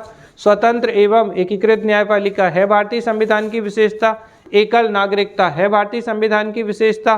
फिर हमने क्या? डीपीएस मतलब मौलिक अधिकार, डीपीएसपी मौलिक कर्तव्य हैं, और प्रस्तावना में जो शब्द हैं वो सब हमारी विशेषता को ही दर्शाते हैं। अब हम बोलें कि हमारा संविधान, भारत का संविधान की एक महत्वपूर्ण विशेषता पंथ निरपेक्ष है कि नहीं है? सेक्युलर है, क्योंकि राज्य का अपना कोई धर्म नहीं होता है। तो जब state has know on religion, राज्य का अपना कोई धर्म नहीं है, मतलब राज्य सभी धर्मों को एक समान रूप से देखता है। संप्रभुता है हमारी विशेषता। भाई भारतीय संविधान में संप्रभुता विद्यमान है, सॉवरेनिटी, मतलब हम आंतरिक और बाह्य मामलों में निर्णय लेने के लिए स्वतंत्र हैं। तो संप्रभुता किसका लक्षण है? भारतीय संविधान का। एकता और अखंडता है, सामाजिक, आर्थिक, राजनीतिक न्याय है। समझ में आ रही ना? तो प्रस्तावना में जो शब्द दिए गए हैं वो किसकी विशेषता? भारतीय संविधान की। इसके अलावा मौलिक अधिकार, डीपीएसपी, फंडामेंटल ड्यूटीज किसकी विशेषता? और आवश्यकता के समय आपातकालीन उपबंध किसकी विशेषता? ठीक है, और एकात्मक और संघात्मक। आप जितना मतलब आप 10 पेज भर सकते हो इस पे, तो बहुत बड़ा संविधान है। लेकिन आपको देखो, अब चैलेंज क्या है इस क्वेश्चन का? एकदम से ना पॉइंट याद नहीं आते। आप लिखने की कोशिश करिएगा, अगर आपको एकदम से पॉइंट याद नहीं आएंगे तो हमें उसके पीछे एक बेस बनाना होता है। बेस क्या क्या बनाया हमने कि हम एकात्मक लक्षण और संघात्मक लक्षण दोनों को मिला के लिख दें। जैसे एक लिखा हमने कठोर संविधान, एक लिखा लचीला, तो हम एक दोनों को एक साथ मिला के एक ही पॉइंट में कवर कर सकते हैं, कठोर एवं लचीला संविधान, रिजिड एंड फ्लेक्सिबल कॉन्स्टिट्यूशन। तो एक ही पॉइंट हो गया, हमने दोनों बातों को कवर कर लिया। स्वतंत्र एवं एकीकृत न्यायपालिका दोनों को हमने एक ही के साथ कवर कर लिया। एकल नागरिकता को हमने कवर कर लिया, एकीकृत न्याय प्रणाली को हमने कवर कर लिया। तो आपको इन दोनों को मतलब हमें कौन कौन से पैरामीटर ध्यान रखने हैं भारतीय संविधान की विशेषताओं में? संघात्मक लक्षण, उनके साथ एकात्मक लक्षण को ऐड करना है, तीसरा प्रस्तावना, और चौथा भाग। और फिर बस क्वेश्चन बन गया भाग मिल्खा भाग। अब आपको जितना लिखना है आप लिख सकते हो। अगर आप इस क्वेश्चन को एज इट इज रटने की कोशिश करोगे तो आपको पॉइंट याद नहीं आएंगे। जैसे सबसे बड़ा संविधान है, इसमें कोई दो राय नहीं है। जैसे ही हम बोलेंगे विश्व का सबसे बड़ा लिखित संविधान, तो हम क्या बता देंगे, 22 भाग, 12 अनुसूचियाँ और 395 आर्टिकल हैं। दुनिया के किसी संविधान में नहीं है इतने आर्टिकल्स, इतने भाग, इतनी अनुसूचियाँ हैं क्या कहीं? तो ये एक पॉइंट हो गया। फिर लिखित संविधान है और संविधान की सर्वोच्चता भी है, फिर आपका पॉइंट हो गया। फिर न्यायपालिका है, तो कैसी है? एकीकृत एवं स्वतंत्र न्यायपालिका है। फिर एकीकृत क्या है हमारे यहाँ? एकल नागरिकता का प्रावधान है। तो आपको बस 4 चीज़ें जो याद रखनी है, 4 कौन कौन सी? कि एकात्मक, संघात्मक, प्रस्तावना और भारतीय संविधान के भाग। आपके पास पर्याप्त सामग्री होगी। यहाँ आपको एक चीज़ जो ध्यान रखनी है वो क्या है, बच्चे गलती कहाँ करते हैं। जैसे भारतीय संविधान की विशेषताएं लिखी तो बच्चे ना एक्सप्लेन करने लग जाते हैं, बस यही फॉल्ट है। जब आप एक्सप्लेन करोगे, मान लो 11 मार्कर क्वेश्चन आया भारतीय संविधान की विशेषताएं और आप एक्सप्लेन करने लग गए वहाँ पे, मतलब डिस्क्रिप्शन देने लग गए, तो क्या होंगे, आपके जो डायमेंशन होंगे वो कम हो जाएंगे। जैसे मान लो आपने स्वतंत्र एवं एकीकृत न्यायपालिका है, इस पॉइंट को आपने एक्सप्लेन करना शुरू किया, या कठोर एवं लचीले संविधान को आपने एक्सप्लेन करना शुरू किया, तो क्या होगा इसका परिणाम? आपकी 3-4 लाइन खा जाएगा एक्सप्लेन करोगे, तो उसमें आपके पॉइंट कम हो जाएंगे। जबकि अच्छा तरीका क्या है, ये जो महिमा को 6 में से 6 एकात्मक में मिले थे, क्योंकि हमने एक ही चीज़ पढ़ाते हैं हम, कि भैया आप तो ज़्यादा पॉइंट इंक्लूड करो। हमेशा याद रखना, ज़्यादा हमेशा ज़्यादा होता है, कम को आप ज़्यादा नहीं दिखा सकते। वो भी बहुत चंट है, बोले अच्छा 4 ही पॉइंट लिखे हैं और आपने खूब फैला फैला के रायता वगराया है, तो हम नहीं देंगे नंबर। और आपने पॉइंट ज़्यादा लिखे, तो मतलब क्या होता है, आपके मॉडल से ज़्यादा पॉइंट उसके कनेक्ट होंगे, और ज़्यादा से ज़्यादा मॉडल से जब चीज़ें मिलेंगी, या यूँ कहें कि उसके मॉडल में जो सब कुछ था वो आपके उत्तर में भी है, तो क्या होगा एट द एंड? आपकी मार्किंग अच्छी होगी। ठीक है, क्लियर है? कर पाएंगे भारतीय संविधान की विशेषताएं या लिखवानी है? कर लेंगे, एक बार ट्राई तो करिए। कौन कौन सी चीज़ों को ऐड करना है? एकात्मक, मैं आपको ये भेज दूंगा, ठीक है ना? तो एकात्मक, संघात्मक, प्रस्तावना और भाग, इन चीज़ों को हमें करना है। अब हमें आगे के पढ़ने के लिए जो बेस बनाना है वो है भारतीय संविधान के भाग, क्योंकि बार बार हम घूम फिर के कहाँ आ जाते हैं? भाग पर। तो अब हम आपको अच्छे से भाग और अनुसूचियाँ दोनों पढ़ा देंगे पहले, फिर हम आगे की कहानी पे बात करेंगे। तो एक बार आपको अगर भाग अच्छे से याद हुए, अच्छा कितने लोग हैं जो 22 भाग सुना सकते हैं ऐसे ही? 1 2 सुना सकते हैं पक्का? सुनाइए। भाग 1 में संघ एवं उसका राज्य क्षेत्र, हाँ। भाग 2 में आर्टिकल कहाँ से? आर्टिकल 1 से लेके 4 तक, भाग 2 में नागरिकता आर्टिकल 5 से 11 तक, भाग ठीक है। 3 में मौलिक अधिकार 12 से 35, भाग 4 में डीपीएसपी 36 से 51, भाग 4A में है मौलिक कर्तव्य 51A, भाग 5 में है संघ जिसमें कार्यपालिका, विधायिका, न्यायपालिका और सीएजी आ जाते हैं, ये 52 से लेके 151 तक, भाग 6 में राज्य जो है 152 से लेके 237 तक। अच्छा, भाग 5 में कितने अध्याय और भाग 6 में कितने अध्याय? भाग 5 में 4 अध्याय हैं और भाग 6 में 3 अध्याय हैं। नहीं, और सोचो। अच्छा चलो अभी अध्याय पे बाद में आएंगे। हाँ देखो ऐसे याद रख लो, 5 में 5 और 6 में 6, 5 का 5, 6 का 6। अरे बोलते ना 5 रुपए में 5 ले लो, वैसे ही भाग 5 में कितने अध्याय या चैप्टर? 5, और 6 में 6। इनको तुलनात्मक अच्छे से पढ़ना होता है, ये बहुत ज़रूरी काम है। हाँ इसके बाद 7 सर 7 में खास श्रेणी के राज्य थे जो निश्चित कर दिए गए थे। है क्या? 7 ठीक, तो सीधा बोलो ना, भाग 7। ऐसे ऐसे तो याद रखने के लिए बोलते हैं 7 समाप्त, यानी कि रिपील।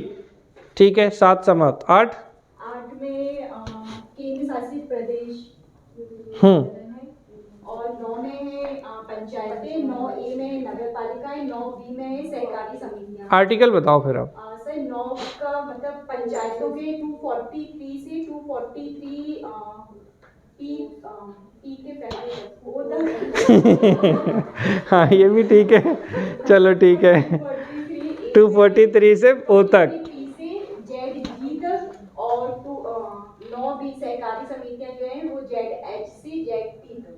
ठीक, बहुत बढ़िया। और फिर इसके बाद 10 आता है, तो 10 में अनुसूचित जातियां एवं जनजातियों का वर्णन है 5वीं और 6वीं अनुसूची के तहत। अच्छा चलो खैर आप बोलो। हाँ और आर्टिकल आर्टिकल 244। हाँ 11। और 11 में संघ एवं राज्य के बीच संबंध है, उसमें विधायी संबंध, वित्तीय संबंध और हाँ ठीक है। 11 कहाँ से कहाँ तक है? 11 245 से 263 3 तक। ठीक, बहुत बढ़िया। हाँ 12। 12 में वित्तीय वित्तीय संबंध है, मतलब भाग 12 में क्या है? वित्तीय वाणिज्य और समागम। अच्छा चलो ठीक है। कहाँ से कहाँ तक? 264 से 301 तक। बहुत बढ़िया। 12 के बाद 13। 13 में वाणिज्य, व्यापार एवं समागम। तो फिर 12 में क्या था? वित्त से संबंधित संपत्ति, संपत्ति और हाँ ठीक ठीक, सुधार दिया लड़की ने। हाँ 13। 13 में व्यापार, वाणिज्य एवं समागम। कहाँ से कहाँ तक? 301 से 307 तक। बहुत बढ़िया। फिर 14 में सेवाएं, संघ एवं राज्य की सेवाएं 308 से 323 तक। बहुत बढ़िया। 15 में निर्वाचन आयोग 325 से एक छूट गया, 323 ए। 323 ए प्राधिकरण, प्रशासनिक प्राधिकरण। बहुत बढ़िया। और भाग 15 में निर्वाचन आयोग 324 से 329 तक। भाग 16 में है SC ST आयोग वाला। इसको नाम दो सही, क्योंकि ये मेंस का इम्पोर्टेंट क्वेश्चन है। कुछ वर्गों के लिए विशेष उपबंध। ठीक है। हमारा 330 से 342 तक। बहुत बढ़िया। और उसके बाद भाग 17 है राजभाषा से संबंधित, वो है 343 से। हाँ हाँ बोलिए बोलिए, सही है।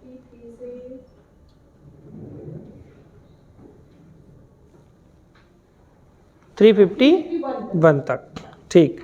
भाग 18 है आपातकालीन। 352 से 360 तक। बहुत बढ़िया। और उसके बाद भाग 19 से विधिकरण, विधिकरण इसमें मतलब मिसलेनियस। ठीक है, प्रकीर्ण बोलते हैं। हाँ चलो आगे। और भाग 20 जो है वो संविधान संशोधन है। बहुत बढ़िया। आर्टिकल 368। 21 और 21 कुछ विशेष संबंध, मतलब जैसे जम्मू कश्मीर और कुछ राज्यों के संबंध में विशेष उपबंध। हाँ कहाँ से कहाँ तक? 369 से 392 तक। और इसके बाद 22 संक्षिप्त नाम एवं विस्तार। 393 से लेके 395 तक क्या नाम है? ठीक, ये हैं आपके 22 पार्ट्स। तो इनको देखिए, ये तो बहुत अच्छी बात है। मतलब सच बताए ना, ये चीज़ हर बच्चे के मुंह पे होनी चाहिए। इस चीज़ को आप बहुत अच्छे से हम इसे कनेक्ट भी करेंगे। अब इनकी उपयोगिता कहाँ है, मुद्दा ये आता है।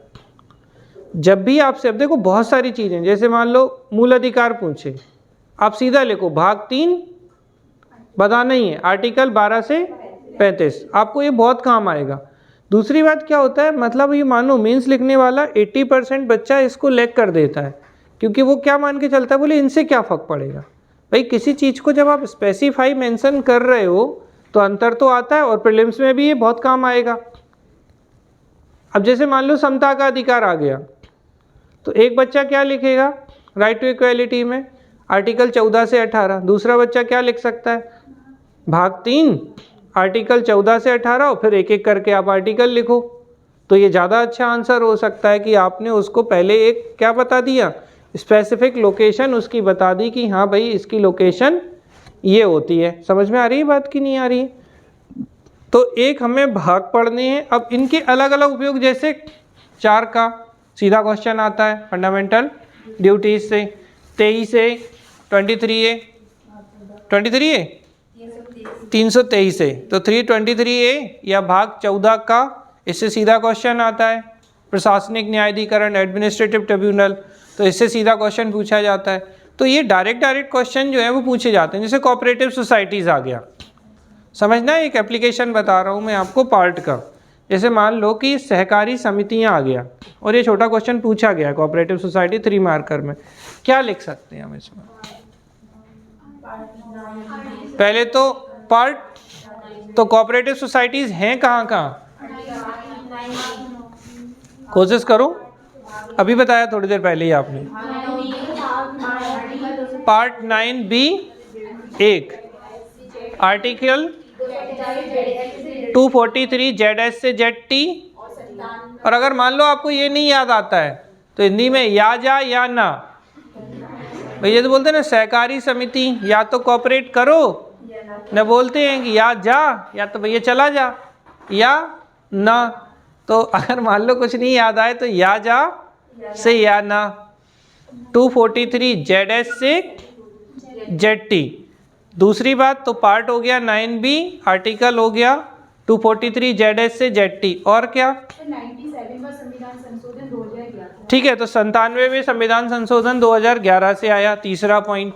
और क्या लिख सकते हैं? 323 सर ये केंद्र एवं राज्य से मिलकर कार्य करती सहकारी, मतलब परिभाषा सहकारी उसकी समितियों की दे सकते हैं, तो वो कैसे कार्य करती है? सर आर्टिकल 323 कोऑपरेटिव 23B, कहाँ जा रही हो?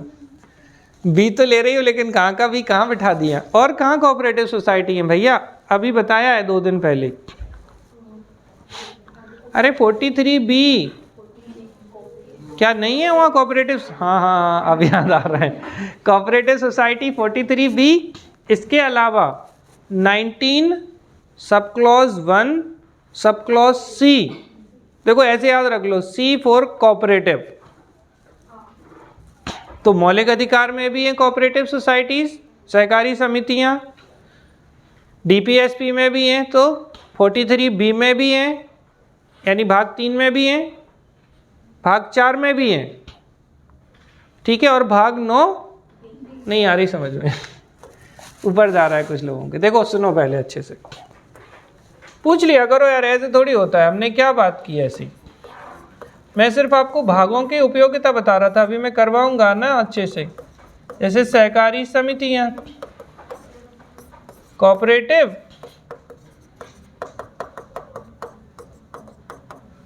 सोसाइटीज।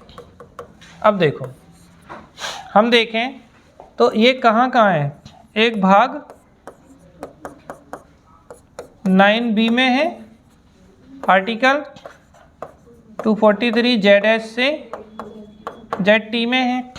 ये तो भाग 9 स्पष्ट रूप से है, मतलब ZH, H के बाद क्या आता है?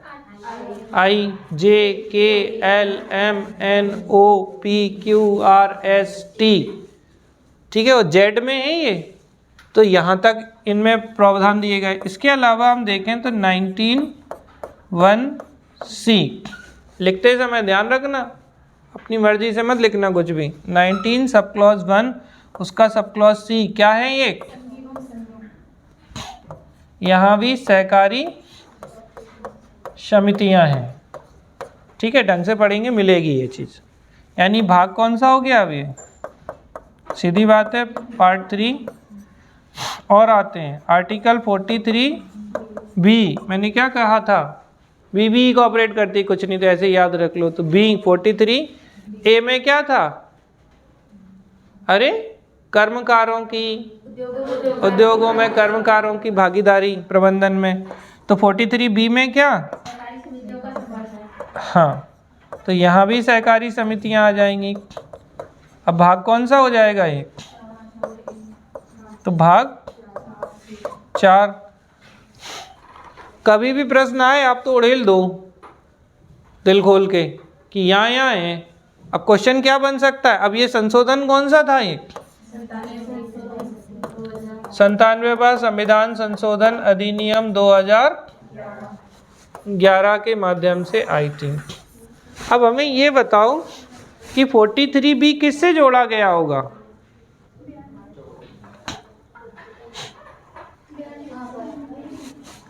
43B जो है 43 में जो बी जोड़ा गया, ऐड किया गया, ये प्रावधान, ये कौन से संशोधन से आया होगा? देखो कंफ्यूजन कहाँ है, मैं बताऊँ लो। 43A किससे था? 42वें 1976 से, लेकिन 43 नहीं है, 43A है। देखो 43A, 48A, 39A, बताओ तो जल्दी से। एक समान न्याय एवं निशुल्क विधिक सहायता, कारखानों आदि में, कारखानों के प्रबंधन में कर्मकारों की भागीदारी, workers participation in factories management etcetera. और यहाँ सुना देना, नहीं सिर फोड़ दूंगा मैं किसी का हाथ। हाँ बोलो। ठीक, बहुत बढ़िया, धन्यवाद। पर्यावरण संरक्षण एवं संवर्धन, वन तथा वन्य जीवों की सुरक्षा या रक्षा। तो ये 48A में ये तीनों जो है बोले आज तो विद्रोही हो गए सब। तो 42वें संविधान संशोधन से 3 चीजें DPSP में जोड़ी गई। कहाँ जोड़ी गई? राज्य के नीति निर्देशक तत्वों में। अब ये ए के बाद जब बी आता है तो लोग 42 से इसे उठ नहीं पाते हैं, लेकिन वास्तव में ये किससे आया? ठीक है, 97 से ही आया है। और यहाँ भी 19(1) में भी जो कोऑपरेटिव सोसाइटीज़ है वो भी आपका कहीं ना कहीं किससे कनेक्ट होगा? इसी से कनेक्ट होगा। आज आप जाके एक काम करना घर पे, थोड़ा तसल्ली से आप बस एक अच्छा आर्टिकल में आपको बता रहा हूँ 19(1) पढ़ के आना, क्योंकि अभी हमें मौलिक अधिकार पढ़ने हैं तो हम आपको बताएंगे ही। मतलब क्या? आर्टिकल 19 के 1 के सब क्लॉज पढ़ना। तो जैसे 19(1) सब क्लॉज ए, यहाँ क्या है? वाक एवं अभिव्यक्ति की स्वतंत्रता, right to speech and expression. और लिखते समय आपको हमेशा ऐसे ही लिखना है, अपनी मर्जी ना चलाना भाई। 19 सब क्लॉज 1 और फिर ब्रैकेट में बी, फिर 19 सब क्लॉज 1, फिर सब क्लॉज सी, फिर 19(1), ठीक है ना, sub clause D, 19(1) sub clause ई और 19(1) सब क्लॉज एफ। अब नहीं है, 44वें से समाप्त हो गया 19(1) का सब क्लॉज एफ। याद आ रहा है? ये जो था अब क्या हुआ? संपत्ति के अधिकार से इसे कर दिया समाप्त। किससे? 1978 से। तो ये तो समाप्त हो गया, ये और 31 समाप्त। तो इसको लिखना नहीं, तो A B C D E, F नहीं फंसाओ भैया संपत्ति के लालच में। क्या? एफ नहीं है अब। फिर जी, तो कितनी है ये? 6 प्रकार की इम्यूनिटीज या स्वतंत्रताएं हैं। तो 19 के सब क्लॉज 1 के A B C D E, F नहीं है भाई, जी। ठीक है, संपत्ति में मत फंसाओ, एफ नहीं है, जी। तो ये 6 प्रकार की जो स्वतंत्रताएं दी गई हैं ये 19 के 1 के सब क्लॉज में हैं। बात समझ में आ रही? तो इन्हीं में जब आप सी देखोगे, आपके पास बेयर एक्ट, आप तो गूगल जिंदाबाद है, कोई लोड लेने वाली बात नहीं है। आप अच्छे से क्या करना? कॉन्स्टिट्यूशन ऑफ इंडिया डाउनलोड करना, किसी के ज्ञान नहीं लेना। क्या? COI क्या डालेंगे आप? Constitution of India. हिंदी वाले हैं तो भी आप COI डालिएगा, आगे हिंदी लिख दीजिएगा। Constitution of India Hindi, constitution of India English. और उसमें जिस तरीके से चीज़ें लिखी हैं कृपया करके आपको वही ढंग से देखना है। कोई किताब, कोई विद्वता नहीं। सब अभी बताया, सर्वोच्च विधि कौन? संविधान। संविधान की सर्वोच्चता कैसा लक्षण था? संघीय लक्षण। तो इसलिए कोई ज्ञान नहीं लगाना है उसमें। जब आप ढंग से देखोगे तो आपको ढंग से लिखा हुआ मिलेगा। और फिर उसका 19 का 1 का सब क्लॉज जब सी देखोगे, कोई खोल रहा है क्या? पढ़ के भी देख सकते हो आप। अरे मतलब मैं बोल रहा हूँ कि अगर आप अरे लड़की 19 का सब क्लॉज ए का सी देखोगे तो आपको वहाँ दिखाई देगा ढंग की चीज़ें। क्या डाउनलोड करना है? देखो आपको हमेशा, हम लोग आपको दे ही रहे हैं सब कुछ, लेकिन आपको क्या ध्यान रखना है कि हम विश्वास किस पे करेंगे? अरे संविधान पे ही करेंगे, किसी पे करो ना करो। तो जो हमारे संविधान के बेयर एक्ट में लिखा है, कॉन्स्टिट्यूशन ऑफ इंडिया, वो भी अपडेटेड वाला करना, क्योंकि कुछ अमेंडमेंट हो ही रहे हैं बार बार। तो उसको जब आप ढंग से देखोगे ना, तो जैसे कल हमने बात की थी, कौन सा 342 ए, याद आ रहा है क्या था? Short term memory loss. कैसे? और थोड़ा पीछे जाते हैं, जल्दी बताओ। 341 में एससी, 342 में एसटी, 342 ए में सामाजिक एवं शैक्षणिक पिछड़ा वर्ग, socially and educationally backward class. 19(1)(c) नहीं ढूंढ पाया अभी तक, लगे हैं उसके अंदर, नहीं मिल रहा। एक में मेंशन नहीं है क्या कह रहा है सर, उस पर डायरेक्ट सारे दिए सब क्लॉसेस नहीं है। किसमें क्या दिए? दिखाना जरा। आर्टिकल्स है ये वाले में, खोल तो दो। वो डाउनलोड। हाँ तो दिखाओ ना, डाउनलोडेड है तो जहाँ भी है। आपका फ़ोन मुझे कैसे पता होगा कैसे चलाना है? आपको पता है एक और बात बहुत बढ़िया बोलूँगी, आंखों से भी चीज़ें दिखाई नहीं देंगी और आपको। बोले अब हमारा क्या कसूर अगर आंखों से दिखाई नहीं दे रहा है तो। देखो मैडम ने जो खोला है ना, आयुषी मैडम ने, ये सिर्फ आर्टिकल खोले हैं अभी। इसके नीचे जब आप जाएंगे, इसलिए मैंने खुलवाया था कि जिससे आपको बता भी सकूं। कई लोग ढूंढते रहेंगे, बोले इसमें तो 19 अकेला था सर, आप उल्लू बना रहे हो हमें। जब आप इसके जब 395 कंप्लीट हो जाएंगे, फिर हम नीचे आएंगे। जब हम नीचे आएंगे तो आर्टिकल 19 पे जाएंगे। कहाँ जाएंगे बेटा? पेज नंबर बता दूँ, देखो पेज नंबर 40 है इंग्लिश में। इसमें लिखा है protection of certain rights regarding freedom of speech etcetera. एक और मैं आपको भ्रम बताता हूँ जो बहुत लोगों को है।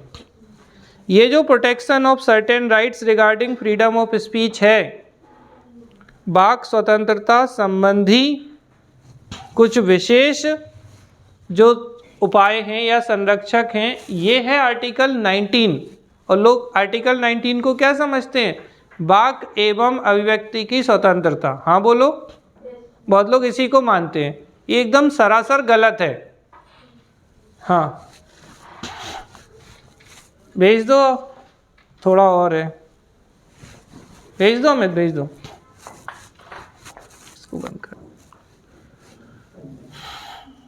रिप्लाई करिए लाइव क्लास।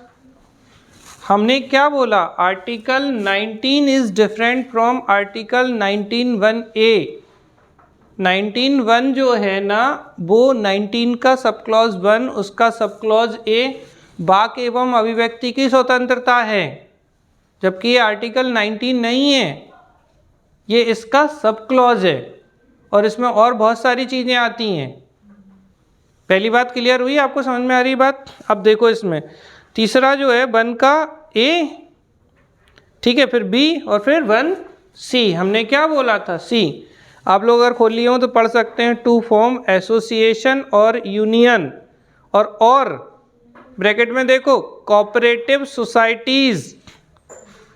अरे देख लो भैया, नहीं मिल रहा है, कुछ तो समझ में आया होगा।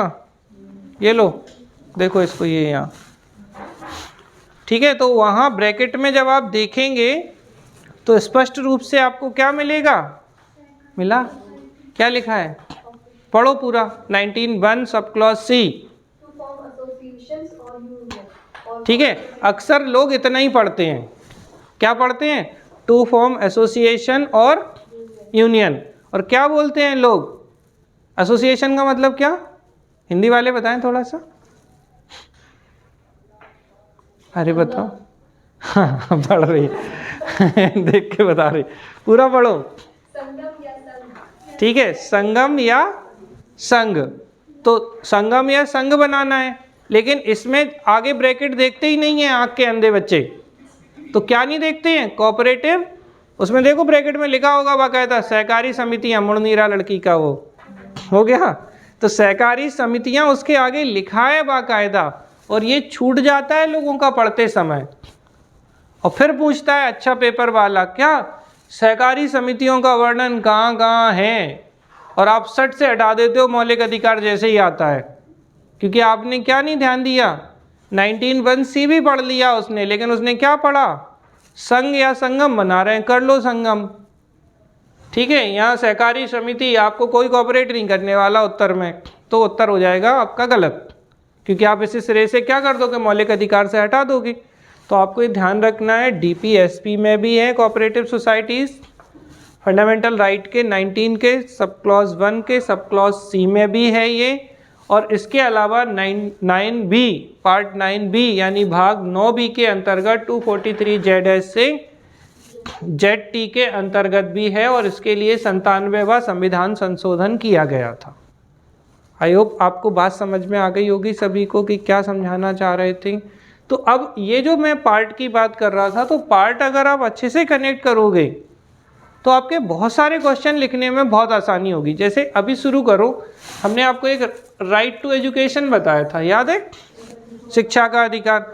अब कितना आसान है क्वेश्चन, भाग 9 में हो गया, आप फिर से 9 से वापस नहीं आ रही, भाग 3 आर्टिकल 21A। ठीक है, दूसरी बात, प्रावधान क्या था, अरे 6 से 14 वर्ष के बच्चों के लिए निःशुल्क एवं अनिवार्य शिक्षा, free and compulsory education for 6 to 14 year, किससे आया था ये, 86वां संविधान संशोधन अधिनियम 2002 से। क्या हो गया, आ रहा है ना याद, तो 21A पार्ट 3 86वां संविधान संशोधन अधिनियम, 6 से 14 वर्ष के बच्चों के लिए निःशुल्क एवं अनिवार्य शिक्षा। तो हम भाग पे फिर आ गए घूम फिर के। ऐसे आपके आंसर में ऑथेंटिकेशन आता है। ठीक है, आप ये मान के चलो 99% तो इसे नहीं लिखते हैं, क्योंकि पढ़ते ही नहीं है, और जो पढ़ता ही नहीं है वो लिखेगा नहीं, वो कहाँ अटका रहेगा, बस यहीं तक। मतलब ये तो बहुत अच्छा पढ़ने वाला है, ये भी आप ऐसे बिल्कुल इसे हल्के में ना लें, ये भी वो लिखेगा जो बहुत अच्छा पढ़ेगा, क्योंकि नहीं पढ़ते हैं लोग अंदर भाग पढ़ पढ़ के। जबकि वास्तविकता ये है कि आप इनके बिना अच्छा उत्तर लिख ही नहीं सकते। इवन आप प्रीलिम्स में ही बाहर हो जाएंगे, मेंस तो छोड़ दो, क्योंकि आप क्वेश्चन बहुत अंदर अंदर से पूछते हैं। आप ऐसे सोचो ना, पंचायतों में इतने सारे आर्टिकल हैं और उनके अंदर घुस के पूछते हैं वो। 243 से 243O तक पंचायत है, तो पूरे याद होने चाहिए, P से ZG तक होने चाहिए। अब देखते हैं हम किस किस को याद हैं। ठीक है, तो ये आपको याद रखना है बहुत अच्छे से, और तुलनात्मक याद रखना है कि किस में क्या है, क्योंकि यही तो मीन्स का क्वेश्चन है। सीधा आता है एक्सप्लेन क्या 73rd कॉन्स्टिट्यूशनल अमेंडमेंट एक्ट। सबसे अच्छा तरीका क्या है, ए से लेके ओ तक के लिख डालो, तो भी आपका आंसर बहुत अच्छा मान लिया जाता है, क्योंकि ए में क्या है, बी में क्या है, सी में क्या है। तो ऐसे आपको टाइम भी बचता है उत्तर लिखने में, और मार्किंग बहुत अच्छी होती है। बात समझ में आ रही है? अभी तक बहुत ज़्यादा हो गया आज के लिए, मुझे पता है, इतना ठीक है ना सबका? ठीक, तो सांविधिक निकाय बस 2 मिनट और लूँगा। संवैधानिक निकाय क्लियर, सांविधिक निकाय क्लियर। ठीक है, ये 2 चीज़ें आपकी क्लियर हो गई। एकात्मक और संघात्मक लक्षण क्लियर।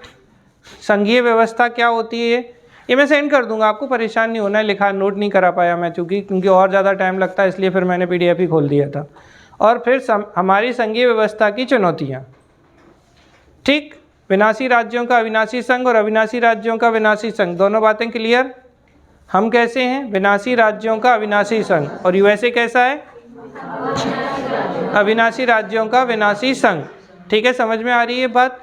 तो ये सारी बातें हैं जो आपसे पूछी जाती हैं। फिर इन दोनों का कॉम्बो पैक मिला के भारतीय संविधान की विशेषताएं क्या क्या, एकात्मक, संघात्मक, प्रस्तावना और भाग। जैसे ही हम भाग और प्रस्तावना पढ़ेंगे, ये क्वेश्चन हम ऑटोमेटिकली आपको बोल देंगे, देखो ये चीज़ें हमने पढ़ ली, ये अपन को इसमें उड़ेलना है।